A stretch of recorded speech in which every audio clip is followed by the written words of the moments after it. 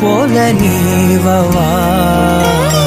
நீ தூங்கும் போது முன்னெற்றி மீது முத்தங்கள் வைக்கணும். போர்வைகள் போர்த்தி போகாமல் தாழ்த்தி நான் காவல் காக்கணும்.